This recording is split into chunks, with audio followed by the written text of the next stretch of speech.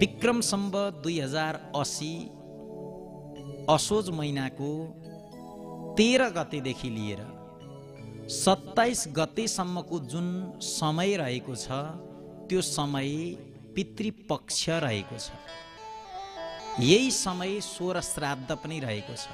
यो समयमा पार्वण श्राद्ध गरिन्छ, जसलाई महालय पनि भनेर भनिन्छ।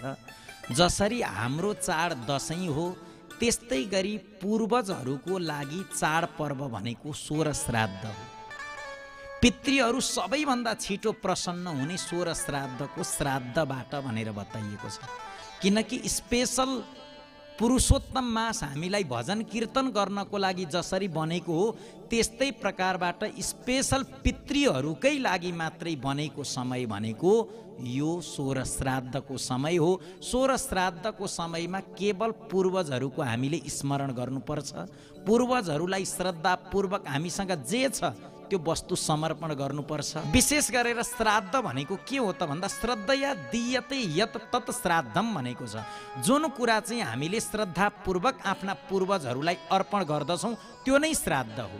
यदि श्रद्धा नभइकन हामीले जतिसुकै जेसुकै अर्पण गरे पनि उसलाई पूर्वजहरूले स्वीकार गर्नुहुन्न। तर श्रद्धाको साथमा हामीले केवल एक लोटा जल त्यसमा तिल मात्रै अर्पण गरेर पूर्वजलाई अर्पण गर्यौँ भने पनि पूर्वज प्रसन्न हुनुहुन्छ। यदि हामीसँग केही पनि भएन भने केवल सूर्यनारायण भगवानलाई हेरेर यसो हात उठाएर हे सूर्यनारायण भगवान मसँग केही पनि छैन, मेरो पूर्वजहरू कोही पनि भोको नरहनुहोस्, मेरो पूर्वजहरू कोही पनि दुखी नहुनुहोस्, मेरा पूर्वजहरू सबैले शक्ति कृपालाई प्राप्त गर्नुहोस् अनि भगवानको धाम प्राप्त गर्नुहोस् भन्ने कामना गर्नुभयो भने पनि पूर्वजहरूले के गर्नुहुन्छ त भन्दा भगवत धामलाई प्राप्त गर्नुहुन्छ।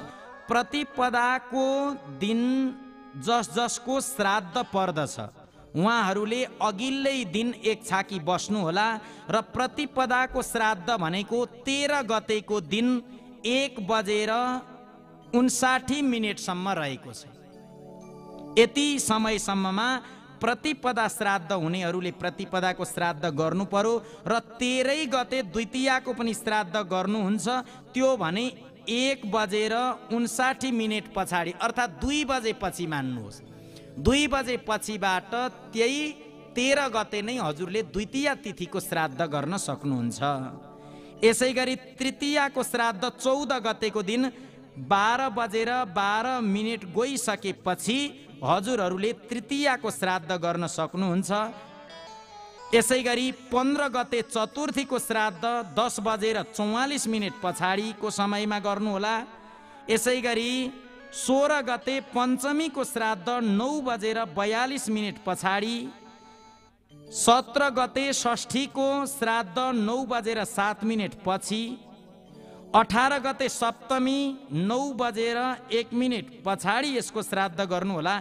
यसै गरी अष्टमीको श्राद्ध गर्नेहरूले 19 गते 9:27 देखि गर्नुहोला। यसै गरी 20 गते नवमीको श्राद्ध 10:23 देखि उता गर्नुहोला।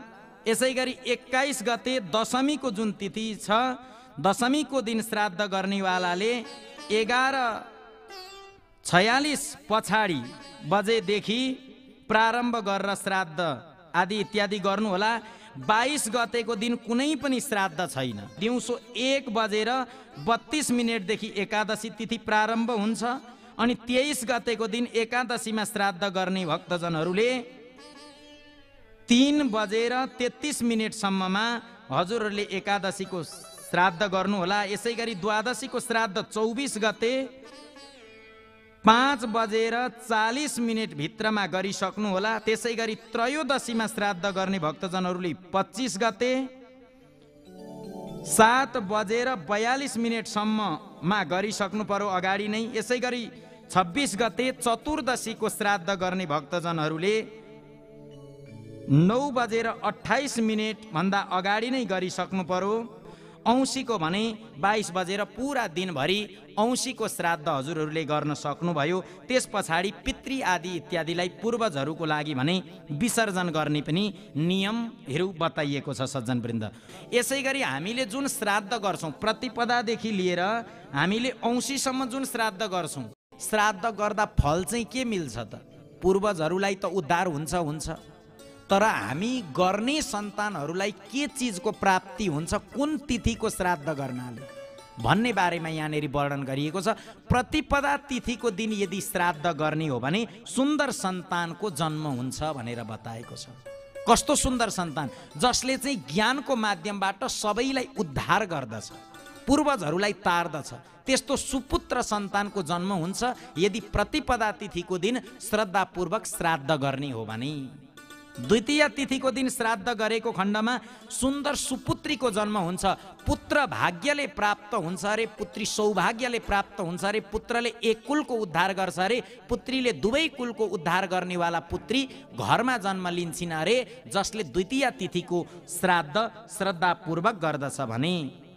यसै गरी तृतीय तिथिको श्राद्ध गर्नेवालाले गाडी वाहनको सुख सुविधालाई प्राप्त गर्दछ, यात्राको समयमा गाडी वाहन आदि इत्यादिबाट उसले दुःख कष्टलाई प्राप्त गर्दैन, त्यो कुरो बताइएको छ। यसै गरी चौथी तिथिको दिन श्राद्ध गर्नेवालाको धर्ममा वृद्धि हुन्छ, पुण्य कर्ममा वृद्धि हुन्छ, जुन मनोकामना राख्दछ उसले त्यसको मनोकामना पनि पुरा हुन्छ चौथी तिथिमा श्राद्ध गरेको खण्डमा, त्यो कुरो बताइएको छ। यो 16 श्राद्धको 16वटा तिथिको बारेमा वर्णन गर्नुहुन्छ। यसै गरी पञ्चमी तिथिको समयमा श्राद्ध गरेमा आज्ञाकारी पुत्र प्राप्त हुन्छ भनेर बताइएको छ। माता पिताले भनेको मान्नेवाला सन्तान प्राप्त गर्नको लागि पनि बहुत मुस्किल छ, तर यो अग्नि पुराणमा के कुरो बताइएको छ भने सुन्दर सन्तानको प्राप्ति हुन्छ यदि पञ्चमी तिथिमा श्रद्धापूर्वक आफ्ना पितृहरूको श्राद्ध गर्ने हो भने।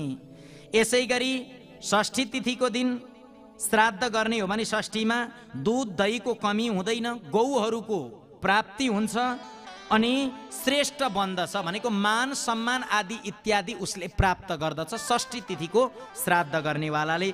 यसै गरी सप्तमी तिथिमा श्राद्ध गर्नेवाला छ भने उसले उत्तम खेतीलाई प्राप्त गर्दछ, धन सम्पत्तिलाई प्राप्त गर्दछ, त्यसमा संशय छैन, सन्देह छैन भनेर बताइएको छ।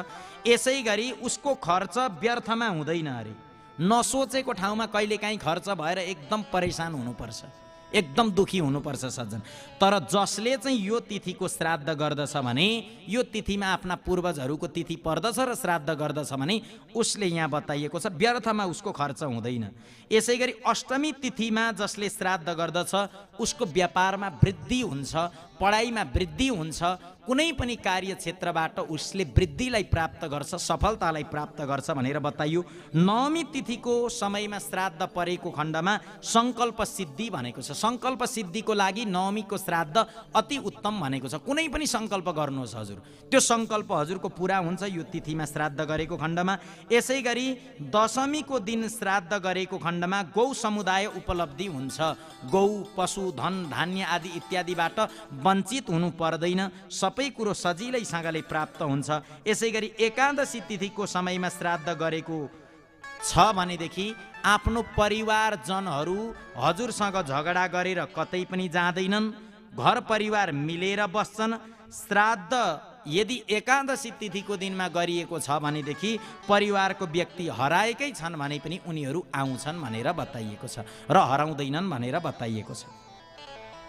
अगाडि द्वादशी तिथिको श्राद्धको बारेमा बताइएको छ। यो गरे धन सम्पत्ति बढ्दछ, टिक्छ भनेर बताइएको छ धन सम्पत्तिको बारेमा। अगाडि त्रयोदशीको श्राद्ध गरेमा नीच कुलसँग सम्बन्ध हुँदैन, अमर्यादित विवाह सन्तान सन्ततिले गर्दैनन्, श्रेष्ठ कुल बन्दछ, उत्तम कुल बन्दछ भनेर बताइएको छ। यसै गरी चतुर्दशीको श्राद्ध गर्नाले धन सम्पत्ति वैभव आदिमा लाभ हुन्छ। यसै गरी औँसीको श्राद्ध गर्नाले परिवारलाई पूर्ण आयु प्राप्त हुन्छ, आयुमा कुनै कमी हुँदैन र पूर्णिमाको दिन श्राद्ध गर्नाले अगाडिको पूर्णिमाको दिन श्राद्ध गर्नाले देव प्रसन्न हुनुहुन्छ भनेर यहाँनेरि बताइएको छ। देवताहरूको आशीर्वाद, देवताहरूको कृपा मिल्छ।